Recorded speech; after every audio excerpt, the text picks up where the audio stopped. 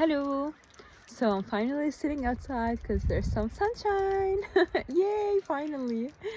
And today I had to let go of my architectural stamp because honestly, it just did not make sense whatsoever that I have to maintain paying for my license while I know for sure that I'm not going to be using it for the next year.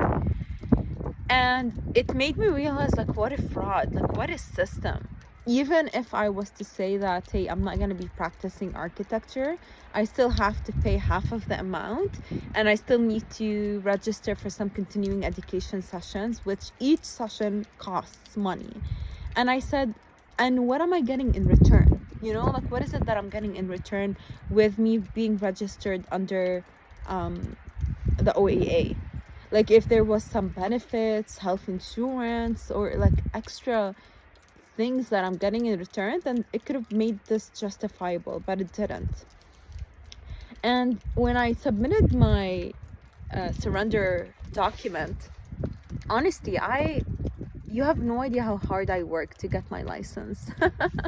And the journey that I was on in that chapter, and I really feel as if I am burning that chapter to ashes in all aspects. And some people might think this is such a reckless move,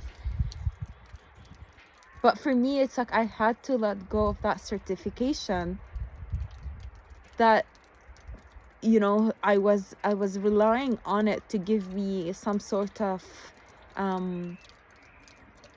security, or to feel like as if I made it in society, that now I'm an architect and I'm registered, and I can confidently say that I'm part of the AAA.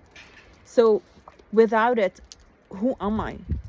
And I feel like very happy that I kind of let go of it, to be honest, because it's making me really sit with that question.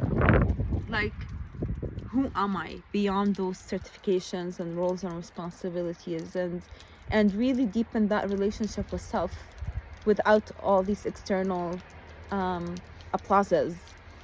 And yeah, honestly, and I really, really feel like for me to be able to enter this chapter that I'm calling in, and to be able to become this person that I am envisioning, and I see the potential of it, I kind of had to kind of really burn my life into ashes in every aspect. I let go of my OAA stuff. I let go of my apartment. I'm letting go of my clothes. I'm letting go of my stuff. Oh yeah. Life feels good. And I'm just sitting in the sun enjoying life. Oh, but it's not easy. I tell you, it's not easy at all.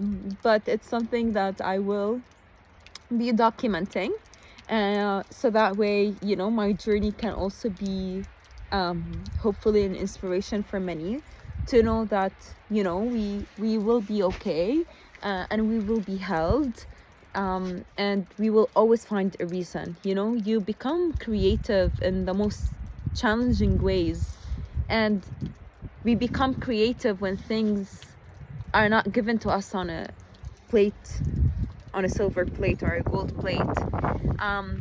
And this creates more resilience. And like, sometimes, of course, like, we don't always have to struggle in life, and we don't always have to be calling in intense situations for us to be resilient. Like, we can be resilient in happiness as well. But I do believe if we want to seek change, and if we want to create these things, then we have to go through these chapters.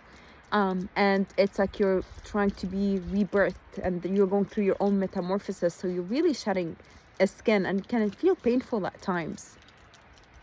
It's not an easy process, but when you understand and you're very aware that there's a reason for all that struggle, our relationship with struggle then becomes different, because it's not it's a conscious struggle, if that makes sense. So anyways, I will try to be sharing more, for sure, and to document it, because honestly, it's also more for me. I'm very curious to look back and see